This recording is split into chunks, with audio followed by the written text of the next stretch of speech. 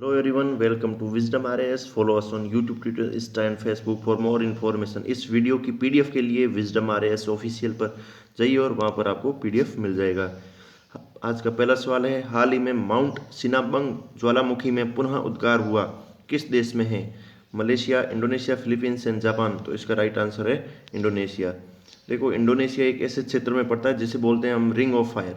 तो ये जो एरिया ना, जो ऑस्ट्रेलिया के साइड से जाता हुआ, यहाँ से ये जापान के पास से जाता हुआ और नॉर्थ अमेरिका और साउथ अमेरिका के पास में जाता है, इसे बोलते हैं रिंग ऑफ फायर। मतलब कि आग की एक रिंग है, अंगूठी है। तो यहाँ पर क्या होते हैं, यहाँ पर 80% से ज़्यादा इस प्रकार के ज्वालामुखी और उद्गार होते हैं। तो इंडोनेशिया उसी एरिया में पड़ता है। और उसके लिए जो इंडोनेशिया का जो कि सुमात्रा द्वीप है, सुमात्रा द्वीप पर, ये देखो, सुमात्रा द्वीप पर माउंट सिनाबंग, ठीक है, माउंट सिनाबंग ज्वालामुखी में पुनः उद्गार हुआ। ठीक है, इससे पहले ये 400 वर्षों से शांत पड़ी थी, यहाँ पर कोई भी उद्गार नहीं हुआ। 2010 में इस पर ये पुनः एक्टिव हुई, फिर 2010 के बाद 2014, फिर 2016 में इस प्रकार के ज्वालामुखी उद्गार हो रहे हैं। ठीक है, ये रिंग ऑफ फायर है। रिंग ऑफ फायर का है, इसे और भी नाम जानते हैं, परिप्रशांत महासागरीय मेखला में अवस्थित होने के कारण सक्रिय ज्वालामुखी यहाँ पर पाए जाते हैं और भूकंप प्रवण क्षेत्र के अंतर्गत भी ये आता है। ठीक है, तो ये एरिया ये आपको ध्यान रखना है, ये पैसिफिक प्लेट के आसपास का वाला एरिया। ठीक है, फिर नेक्स्ट वाले, प्रत्येक वर्ष विश्व हाथी दिवस मनाया जाता है। 10 अगस्त, 12 अगस्त, 15 अगस्त और 20 अगस्त। तो इसका राइट आंसर है जो कि 12 अगस्त है। ठीक है, 12 अगस्त तो क्या क्या है, 12 अगस्त को विश्व वर्ल्ड एलिफेंट डे मनाया जाता है। ठीक है, आपको ये ध्यान रखना। एक दूसरा कि जो भी अफ्रीकी हाथी है, एक देखो आईयूसीएन पे आपको वीडियो मिल जाएगा। आईयूसीएन एक रेड डाटा लिस्ट निकालता है कि कौन सा कोई भी जानवर या पौधा कितना खतरनाक या खराब स्थिति में है। तो जो कि इसकी जो कैटेगरी जो अफ्रीका आती है उसे बोला कि वल्नरेबल है, सुभेद्य है। ठीक है, और जो कि एशियाई हाथी है, जो कि एशियाई हाथी वो एंडेंजर्ड है। मतलब एशियाई हाथी ज़्यादा खतर, मतलब ज़्यादा इसके ऊपर खतरा है, अफ्रीकी हाथी पर कम खतरा है। ठीक है, दूसरा, एशियाई हाथी की 3 प्रजातियां पाई जाती है। एक भारतीय, एक सुमात्रा जो अपने अभी देखा था इंडोनेशिया वाला, और एक श्रीलंकन। तो ये 3 प्रकार की यहाँ पर अलग अलग प्रकार की इनकी प्रजातियां हैं। ठीक है, बाकी हाथियों को कंजर्वेशन करने के लिए अपने हाथी मेरे साथी इस प्रकार के कैंपेन भी चलाए गए हैं, जो कि एक हाथी को वन्य जीव संरक्षण 1972, वाइल्ड लाइफ प्रोटेक्शन एक्ट 1972 की शेड्यूल 1 में, अनुसूची 1 में शामिल किया है, ताकि इसको और हायर लेवल का संरक्षण प्रदान कर सके। ठीक है, और साथ ही में इस पर केंद्रीय पर्यावरण जलवायु परिवर्तन मंत्रालय ने मानव हाथी संघर्ष, ह्यूमन एनिमल कॉन्फ्लिक्ट, इसमें क्या होता है कि हाथियों का जो भी एरिया होता है उससे हम रोड निकाल लेते हैं। तो हाथी तो अपने चलते चलते कभी रोड पर आ जाएंगे, इधर मानव की गाड़ी आ गई, इनके आपस में संघर्ष हो गया। तो ये हो गया मानव हाथी संघर्ष। इस पर क्या किया है, सुरक्षा नामक एक राष्ट्रीय पोर्टल का बीटा संस्करण लॉन्च किया है। ठीक है, पर्यावरण वन एवं जलवायु परिवर्तन मंत्रालय ने सुरक्षा पोर्टल, ये अपने ध्यान रखना है। फिर नेक्स्ट वाले कि प्रधानमंत्री स्वनिधि योजना किस मंत्रालय के अंतर्गत लॉन्च की गई? प्रधानमंत्री स्वनिधि योजना। ठीक है, ग्रामीण विकास मंत्रालय, आवासीय और शहरी मामलों के मंत्रालय, कृषि एवं किसान मंत्रालय, इनमें से कोई नहीं। तो इसका राइट आंसर है जो कि आवास और शहरी मामलों के मंत्रालय। तो प्रधानमंत्री स्वनिधि योजना क्या है? आवास और शहरी मामलों के मंत्रालय द्वारा आत्मनिर्भर भारत अभियान के तहत शुरू किया गया है। ठीक है, तो इसमें क्या है कि स्ट्रीट वेंडर्स जो भी ठेले लगाते हैं, तो उनके लिए क्या किया है कि उन्हें मतलब सस्ती दरों में 10,000 रुपये तक का उन्हें ऋण प्रदान करना है, बिल्कुल लो कॉस्ट की, मतलब इंटरेस्ट रेट लगाना है, ताकि ये अपने क्या कि लॉकडाउन के कारण इनके जो भी आजीवन जो भी प्रॉब्लम हुआ है उनसे वो उबर सके।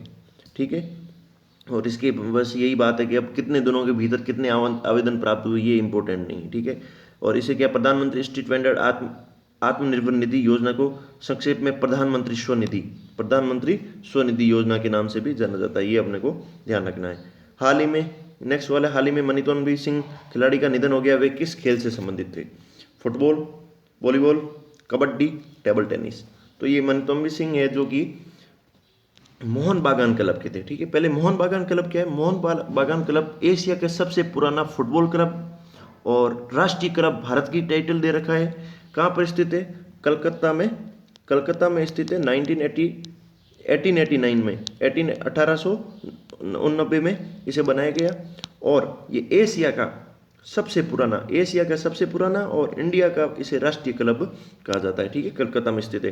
तो इसके इन्होंने जब 2003 से 5 के बीच में इन्होंने खेला था, तब इनको अपने फुटबॉल क्लब के लिए खेला था तथा इन्होंने एयरलाइंस गोल्ड कप भी जीता था। ठीक है, तो ये अब इनका निधन हो चुका है। ये अपने रिटायरमेंट के बाद में भी इन्होंने कप्तान कोच के रूप में अपनी सेवाएं प्रदान की थी। और मोहन काला ये 40 वर्षीय थे। मोहन बागान क्लब ने उनके निधन पर शोक जताया है। ठीक है, फिर नेक्स्ट वाला है नीति आयोग के अटल इनोवेशन मिशन। ये अटल इनोवेशन मिशन के बारे में अपन चर्चा कर चुके हैं। क्या है कि इनोवेशन और एंटरप्रेन्योरशिप, ठीक है, इनोवेशन और एंटरप्रेन्योरशिप को बढ़ावा देना है। तो अटल इनोवेशन मिशन के साथ किस कंपनी ने छात्र उद्यमिता कार्यक्रम का दूसरा संस्करण लॉन्च किया है? किस कंपनी ने छात्र उद्यमिता, ये ध्यान रखना है, कार्यक्रम का दूसरा संस्करण लॉन्च किया है? तो इसका क्या है? Dell technologies, Microsoft, Tata consultancy services and HCL technologies. तो इसका राइट आंसर है जो कि डेल टेक्नोलॉजीज। ठीक है, तो इसमें क्या किया है कि इसका उद्देश्य क्या है कि नवोन्मेषी भारत में, ठीक है, नए इनोवेशन भारत के निर्माण में युवा नव प्रवर्तकों की, जो भी यूथ है, उनकी उद्यमशीलता की यात्रा को, मतलब कोई भी उद्यम करता है, कोई भी परिश्रम करता है, तो उसकी यात्रा को गति देना है ताकि और कंट्रीब्यूशन हमारे इंडिया में कर सके। ठीक है, बाकी और क्या है कि डेल टेक्नोलॉजीज के सहयोग से नीति आयोग के अटल इनोवेशन मिशन ने अटल टिंकरिंग लैब के युवा इनोवेटर्स के लिए स्टूडेंट एंटरप्रेन्योरशिप, ठीक है, तो एक क्या है अटल, एक तो हो गया अटल इनोवेशन मिशन, एक हो गया अटल टिंकरिंग लैब। तो इसमें क्या होता है कि स्कूलों में अपने लैब इस्टेब्लिश की जाती है ताकि वो लैब के माध्यम से विद्यार्थी कुछ सीख सके। और अटल इनोवेशन मिशन में क्या है, ये एक फ्लैगशिप कार्यक्रम है जिसमें इनोवेशन और एंटरप्रेन्योरशिप को बढ़ावा देना है। तो उसके तहत ये टिंकरिंग लैब के युवा इनोवेटर्स के लिए, ठीक है, जो भी इनोवेशन कर सकते हैं उनके लिए स्टूडेंट एंटरप्रेन्योरशिप प्रोग्राम का दूसरा संस्करण लॉन्च किया है। ठीक है, फिर आदिवासी स्वतंत्र सेनानियों के योगदान को मान्यता देने के लिए जनजाति मामलों के मंत्रालय द्वारा कितने आदिवासी स्वतंत्र सेनानी संग्रहालयों का विकास किया जा रहा है? 3, 5, 9 और 10। तो इसका राइट आंसर है 9। ठीक है, किसके लिए? आदिवासी स्वतंत्र सेनानी, जो भी आदिवासी जिन्होंने ट्राइबल्स कम्युनिटी के हैं, जिन्होंने स्वतंत्रता अभियान में योगदान दिया, उनके लिए 9 इस प्रकार के ये संग्रहालय इस्टेब्लिश किए जा रहे हैं ताकि संग्रहालय में क्या इनकी सारी हिस्ट्री लिखी जाएगी और उनसे रिलेटेड जो भी कुछ भी वस्तु है वो यहाँ पर रख दी जाएगी। हाल ही में केंद्रीय जल शक्ति मंत्री गजेंद्र सिंह शेखावत ने कौन से संस्थान की शुरुआत की है? स्वच्छ मिशन अकादमी, गंगा विकास जल संरक्षण इंस्टीट्यूट, या इनमें से कोई नहीं? तो इसका राइट आंसर है स्वच्छ भारत मिशन, SBM अकादमी। ठीक है, तो इसमें क्या है, गंदगी मुक्त भारत के भाग के रूप में से शुरू किया गया जो सप्ताह भर का व्यवहार परिवर्तन क्या होता है? एक नज थ्योरी होती है ना, नज थ्योरी क्या होता है? किसी भी व्यवहार परिवर्तन करना है किसी पर भी बिना प्रेशर डाले हुए, तो जो कि क्या करना है, पॉजिटिव चेंजेस करना है। क्यों पॉजिटिव चेंज करना है? क्योंकि हमें गंदगी मुक्त भारत का निर्माण करना है। ठीक है, तो नई दिल्ली के एक कार्यक्रम में खुले में शौच मुक्त, ठीक है, ODF प्लस कार्यक्रम पर मॉड्यूल के साथ एक इंटरैक्टिव वॉइस रिस्पॉन्स आधारित स्वच्छ भारत मिशन अकादमी का शुभारंभ किया है ताकि क्या हुआ, गंदगी मुक्त भारत होगा। ठीक है, व्यवहार सप्ताह भर का है जो कि व्यवहार परिवर्तन कार्यक्रम है। हाल ही में KVC एल्यूनेट के साथ साथ कृषि मेघ को किसने लॉन्च किया है? तो नरेंद्र सिंह तोमर, अमित शाह, नरेंद्र मोदी, वेंकैया नायडू। तो इसका राइट आंसर है नरेंद्र सिंह तोमर। KVC एल्यूनेट के साथ साथ कृषि मेघ, ठीक है, अब इनके बारे में जानकारी लेंगे। केंद्रीय कृषि और कल्याण मंत्री नरेंद्र सिंह तोमर ने KVC एल्यूनेट, क्या है इसका फुल फॉर्म? कृषि विश्वविद्यालय छत्र एल्यूमिनी नेटवर्क के साथ मिलकर कृषि मेघ। नरेंद्र सिंह तोमर ने KVC एल्यूनेट, क्या है, कृषि विश्वविद्यालय छत्र एल्यूमिनी नेटवर्क की फुल फॉर्म है, के साथ में मिलकर कृषि मेघ राष्ट्रीय कृषि अनुसंधान और शिक्षा प्रणाली, cloud infrastructure services, national agriculture research and education system cloud infrastructure and services और डिजिटल इंडिया पहल की। तो ठीक है, तो इसने क्या किया, इसने इन एक तो इसके साथ क्लाउड इंफ्रास्ट्रक्चर के साथ में और डिजिटल इंडिया पहल के साथ में मिलकर तर्ज पर उच्च कृषि शैक्षिक संस्थान, ठीक है, हायर एजुकेशन इंस्टीट्यूट जो कि एग्रीकल्चर रिलेटेड के लिए ऑनलाइन प्रत्ययन प्रणाली का शुभारंभ किया है। ठीक है, कृषि में के बारे में पूरा डिटेल्स देख लेंगे नेक्स्ट सवाल में। कृषि में के बारे में दे रखा है मैंने।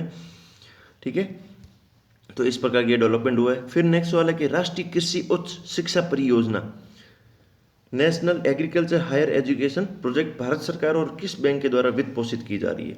तो इसका राइट आंसर है जो कि वर्ल्ड बैंक के साथ में। ठीक है, ये वर्ल्ड बैंक के साथ में क्या है, NAHEP भारत सरकार और किस बैंक द्वारा?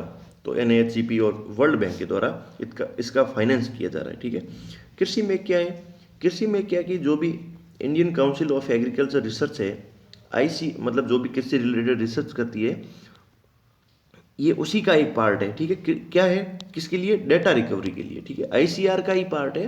कृषि में एक आईसीएआर का डेटा रिकवरी सेंटर जो कि एनएचपी के तहत स्थापित किया गया है, ठीक है।